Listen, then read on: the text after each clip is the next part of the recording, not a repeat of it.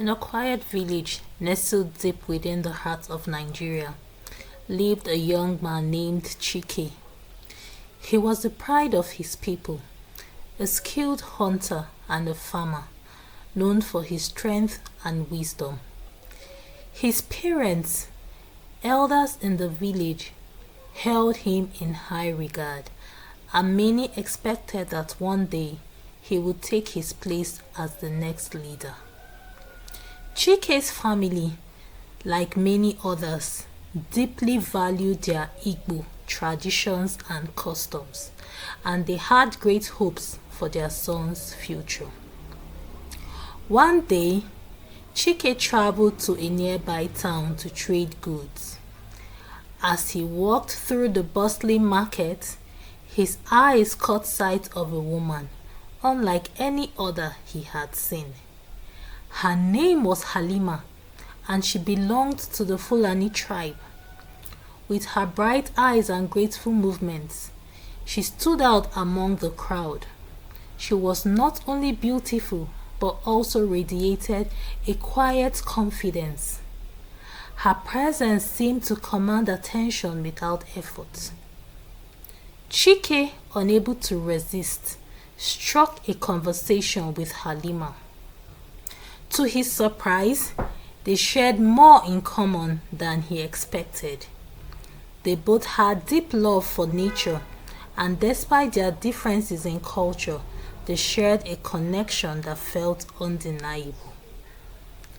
As days turned into weeks, Chike found himself drawn to her more and more. They would meet in secret, talking for hours under the shade of baobab trees, sharing stories, laughter, and dreams of the future. It wasn't long before Chike realized he had fallen deeply in love with Halima. However, Chike knew there would be trouble. In his village, it was almost unheard of for an Igbo man to marry outside his ethnic group, especially a Fulani woman. His parents had already chosen a bride for him, an Igbo girl named Nnenna, from a prominent family in the village. The arrangement had been made years ago, and Nnenna's family eagerly awaited the union. Chike could no longer hide his feelings. One evening after dinner, he sat down with his parents to confess his love for Halima. His mother, Adora, was the first to speak. "Chike, my son, you are the light of this family, but you must understand, this marriage is not just about you. It is about the unity of our people. You cannot break tradition." His father, Eze, stern and unyielding, added, "The Fulani people are different from us. They live by their own ways, and their ways are not our ways. What would people say if you married her? You would bring shame to this family." Chike's heart ached. He respected his parents, but he knew in his soul that his love for Halima was real. "Father, mother, I love her. I know it may be difficult, but we are not so different. I cannot let go of someone who makes my heart whole." His parents' refusal was final. Adora wept while Eze stormed out of the house, his disapproval hanging heavy in the air. But Chike's mind was made up. Against the wishes of his family and the traditions of his people, Chike married Halima in a quiet ceremony, attended only by a few close friends who understood the depth of their love. The young couple moved into a small house on the outskirts of the village, away from prying eyes and judgmental whispers. For a time, Chike and Halima were happy. They lived peacefully, growing their own food, and Chike continued his hunting, while Halima shared her Fulani customs and skills in cattle herding. But as they settled into their life together, dark clouds began to gather over the village. A mysterious illness began to spread, afflicting both the young and the old. No one knew where it came from. The village's most skilled healers tried every remedy they knew. Herbs, prayers, sacrifices to the gods, but nothing worked. The sick grew weaker. Their bodies covered in strange boils, and many died within days of the first symptoms. Fear gripped the village as more people fell ill, and soon even Chike's own parents became infected. The once thriving village was now a place of sorrow and despair. The elders met in secret discussing what to do. Some believed that the illness was a punishment from the gods, perhaps because of some wrongdoing. Whispers spread that Chike's marriage to Halima, an outsider, had angered the ancestors.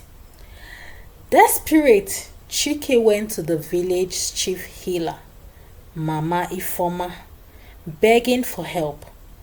But even she had no answers. The spirits are silent, she said, shaking her head. I have tried everything. Halima, seeing the pain in Chike's eyes, knew she had to act fast. She had learned from her own Fulani traditions about rare illnesses and remedies passed down through generations. Though she had been careful not to impose her customs on the Igbo people, she could no longer stand by and watch as the disease ravaged their people. Late one night, Halima took a small sachet of herbs and roots from her belongings and ventured into the forest. The Fulanis believed in the power of the earth and the healing properties of nature, and Halima had been taught by her grandmother how to make special tonics for diseases of the skin and the blood. In the forest, she found the plants she needed: bitter kola, neem leaves, and the bark of the iroko tree. She walked throughout the night, grinding the ingredients into a paste. Her mind focused on the lives that depended on this ancient remedy. Chike, unsure of what she was doing, watched in silence, trusting her completely. At dawn, Halima was ready. She went to the village elders and offered her help, but they were skeptical. What does a Fulani woman know about our ways? They sneered. You cannot help us. But when Mama Ifoma, the chief healer, learnt of Halima's knowledge, she intervened. We have tried everything and failed. Perhaps it's time to listen to someone else. With the elder healer's support, the villagers reluctantly allowed Halima to administer her remedy. One by one, she applied the paste to the afflicted, instructing them to drink the bitter tonic she had brewed. For days, the villagers held their breath, and then something miraculous happened. The boils on the sick began to dry up, and the fever that had claimed so many lives started to break. Slowly but surely, those who had been on the brink of death began to recover. The village was in awe. Word spread quickly of how Halima, the outsider that they once rejected, had saved them all. Chike's parents, who had been among the first to fall ill, were humbled by her kindness. Eze, once so opposed to the marriage, could barely look Halima in the eye as he thanked her for saving his life. As the village celebrated their recovery, the elders called a meeting. They declared that Halima's bravery and wisdom had earned her a place of honor among them. CHIKE'S marriage, once seen as a disgrace, was now celebrated as a symbol of unity between different peoples. The village realized that love and acceptance could break even the strongest traditions. Halima and CHIKE'S love had not only survived the judgment of their people, but it had also saved them. From that day on, the village was never the same. They learned that strength could come from embracing differences, and that sometimes the answer to life's greatest challenges could come from the most unexpected places. And so, CHIKE and Halima lived happily. Their love a testament to the power of unity, and their story passed down through generations as a reminder that true love knows no boundaries.